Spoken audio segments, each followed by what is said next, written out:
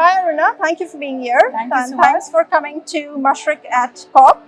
Aruna is our Mashreq customer. She owns a consulting company from the ESG space, which is Real Impact. And she also has helped us through this initiative for climate change along with Nelly Athar. Thank you, Aruna. Thank you. So Aruna, tell us, you have been with us when we started this journey in COP27. That's right. How do you see COP28 being different from the plan, action, or the impact perspective?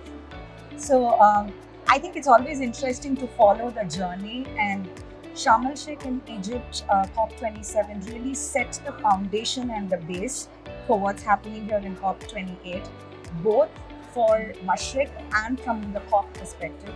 Couple of key observations. I think COP28 has attracted almost 70,000 people to come here and discuss climate change. And what it does for us is it just makes the climate conversation more mainline. It's not sidelines. And if you just drive past Sheikh Zayed Road, you see all the brands, all their advertisements are something to do with sustainability or climate, including the amazing work that Mashreq has done in terms of raising awareness about biodiversity, about climate change and ESG related issues. So I think COP28 has brought ESG into mainline and into a city where there are so many other people living in who didn't really understand climate as a mainline topic, but you're just seeing it visually everywhere. So personally for me, as someone who's been in this space, I think COP28 has taken the climate conversation beyond just COP28 into the city and into the homes and into the communities. And the second observation is just the green zone. I think the amount of students I'm seeing and the amount of diverse people I'm seeing, just visually, the diversity and the inclusivity of the green zone is amazing, and I think it's really doing what it's meant to do in terms of civil society engagement. So I think that's the interesting part, and including the conversations that are happening at Mashreq's hub here in the green zone. It's a conversation on climate change, conversation on climate change. So it's the variety that's kind of bringing the whole good energy and vibes into COP28. Thank you, Aruna. Thanks. So, it's interesting that you bring up the young kids and how the young minds today actually think about this and how do they think about it from an awareness, impact, plan perspective and the thoughts, because we engaged with them in a few panels yesterday and it was so interesting to see they're already prepared to save the future, right? So, which is great. Another key initiative that you've been a part of along with us in terms of climate change with Nelly, and tell us, why is this initiative so important and why is the awareness of waste management something that people are focusing more and more, because we've seen a lot of these conversations. Mashreq as well, earlier this year during Ramadan, we created an awareness campaign around food waste management, right? So tell us, how is this area in terms of awareness for this specific initiative growing?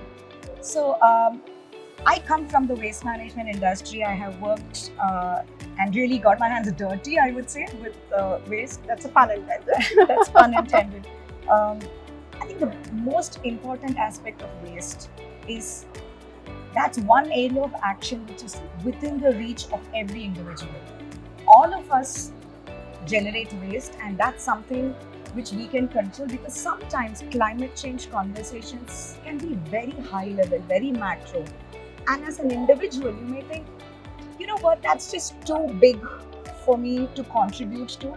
But waste is one topic which I have realized which binds all of us, irrespective of countries, irrespective of backgrounds. And that's one area of impact that you can influence. So awareness on waste management, and in a way almost doing away with the term waste, because nothing is waste. As they say, waste is just the right resource at the wrong place. Mm-hmm. So if we can all kind of work together and pick our battles, like Mashreq picked climate change as an initiative, because you need to remove waste from places where it does not get removed. But waste as a topic is something I feel connects all of us, connects young people, old people, different nationalities, different countries. So I would look at waste as a great connector, and if we can all walk that journey from waste to resource and waste to value in baby steps, I think that's a great step forward. And I think climate change has exactly done that at a level where it's created a highest level of impact, because the amount of trash that's been removed through climate change and Mashreq's initiative has really created that impact in the local communities, because it's a ripple effect.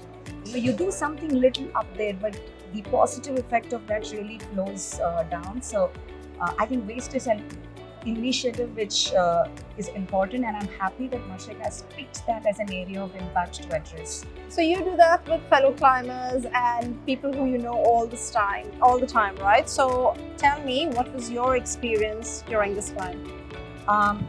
I think it was interesting as a waste management professional and as an eco hiker. So in my own little way, I've been doing hikes locally and in some of the Himalayan mountains, and I've always climbed to clean. I'm not an athlete, so I know my limits in terms of how much I can push myself, but all my hikes have always been climb to change or climb to clean, even from a concept perspective. And I think somewhere we have to make that shift. If every climber decides that I'm climbing to change, yes, my summit is important, but I want to climb to change. And if we can bring this community together, and I saw so many spirited volunteers while climbing, because to get to the mountains, you really need the love for nature and environment, because you're pushing your body and mind through so much, right? You're leaving your work behind, you're training for 6 months. Even to get till about maybe 4,000 meters, you need to really push yourself. So these are people who really love the mountains and the outdoors. So how can we tap into that emotion and engage with them to ensure that every climber climbs to change? Yeah. And waste is a great way to get that started and start the conversation, because the local communities, Suvat, were so happy when we engaged with them and we told them we were there to help them clean up and support. The kind of positive support and vibes that we got was just amazing. So this was a pilot phase, but it validated my premise that waste can bring people together and can be a connector, and it's meaningful in that. That is pretty much sums up our call to action. Join us and start your own Yes. climb, right? Thank you so much. Thank you so much.